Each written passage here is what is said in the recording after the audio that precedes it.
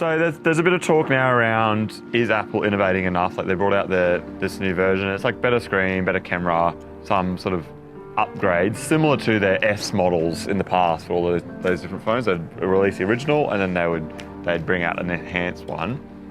But they're copying a bit of flack out there around, with Jobs unfortunately carking it, are Apple actually doing enough to innovate and to, like, the Nano was sort of groundbreaking, the iPhone was groundbreaking. They had a number of pillars in their journey that were like, holy shit. The more recent talk of them in the last few years has been more around the just copying stuff, mimicking.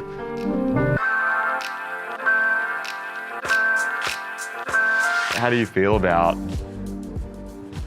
where they're heading now, and are they actually doing enough to have longevity for a long time in the future, like the kind of longevity that Amazon has, for example? Yeah, I think they're not. I think they're doing a lot in terms of like UX, and the phone feels better and it's easy to use. UX is user experience. User experience. But in motorbike, very rude. But in terms of technologies, they're not really. But they haven't been for years. Androids have always had the better hardware technology, and for someone buying an Apple, it wasn't on iPhone. It wasn't about the technology. It was literally about the brand, and that you were already used to it, and that you had a Mac, and that your life was connected up in the cloud, in the iCloud world, and that you wanted AirDrop because AirDrop's amazing. AirDrop's handy. iMessage is very handy. That's a very sticky. We use the word sticky in tech. Sticky means it catches you, it locks you in. It's addictive or whatever, and you don't want to change. They are the world's first $1 trillion company, and that is very badass. Yes, they're really good at not competing on price. I would say that's probably the number one thing I respect them for. Yes. That they just go, our computers and our MacBooks are going to be 50% more expensive than if you put specs against specs. We're just going to be the more expensive. And people laptop, it's so funny seeing people bitch about that. Yeah. And as they're bitching about them, next to them is their Mac and their iPhone. Exactly. It's fuckers, they charge so much for their thing. I'm you still bought it, and so many entrepreneurs approach Pitch Black and they think that the hook, or they think the way that they're going to win is cheaper. Yeah. And we're just so not a fan of it, right? It's fine to disrupt things and to change an overpriced industry, like recruitment obviously makes a lot of sense. Yes. For example, we're doing stuff in weddings ourselves, that makes sense, a lot of that's overpriced, but going into a commoditized type product and just being cheaper, it's a very hard game to win because other people have deeper pockets than you, so and being better. And it's just a race to the bottom. Yes. And everyone else is stuck in a race to the bottom, whereas Apple going, people that buy our shit know that it's expensive, but there's enough people in the world that want to buy expensive things that will survive and will continue to be great. Yes. In terms of looking forward, they need those next big things. They have this thing called Project Titan, and Project Titan it was a secret project in Silicon Valley, separate office, and it was around the car thing. This was about a year ago where this all came. So, make Apple Car. Makes it sounds stupid, sounds crazy. When you think of Apple Car or Apple VR, which there's rumors around them going into, all those sorts of things, it sounds really weird around, I drive an Apple car. Yeah. But Apple iPhones would have sounded weird before they brought it out. Yeah. And they cop so much flack. There's all these funny quotes online about what were the big smartphone companies then just laughing at Apple trying to do a smartphone. Well, look how that turned out, buddy. Yeah. They hired 1,000 engineers or something working on it, obviously ridiculous, literally in a secret office. Had a secret company name, 68 something. It's all, they try to keep it on the DL.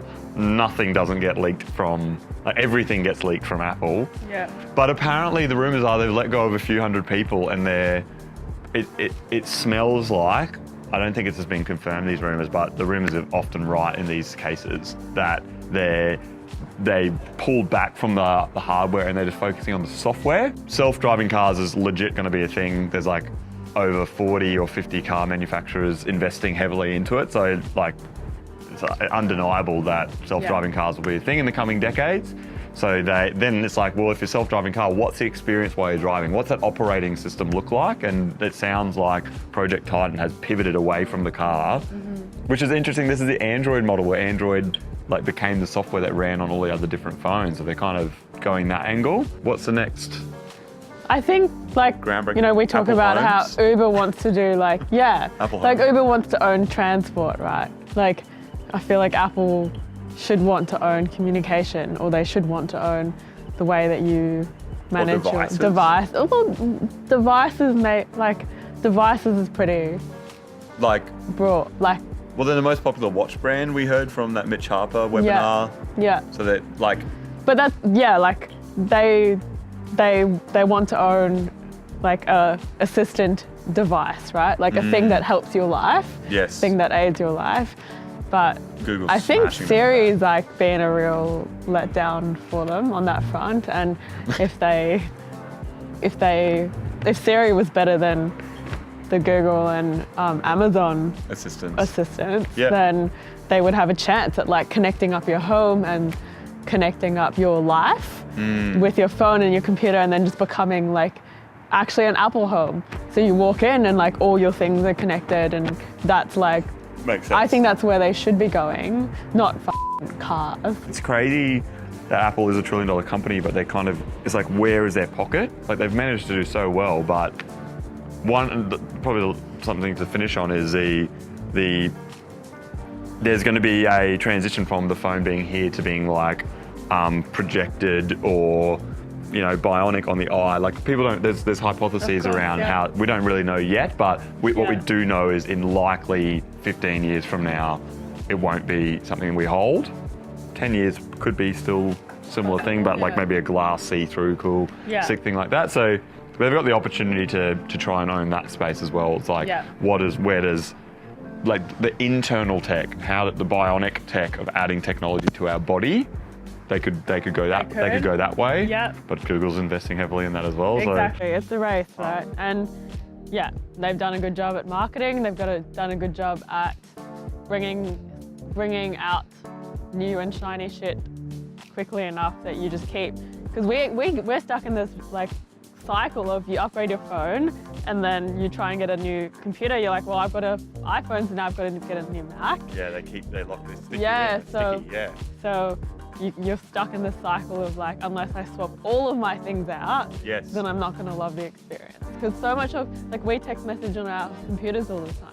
Exactly. All the time. So what would we do if we didn't have a MacBook? Get frustrated. Exactly. Yeah. So that's where they catch you, right? Like the fact that if you've got one device that's Apple, then you like, it's exponentially better having multiple, which is genius.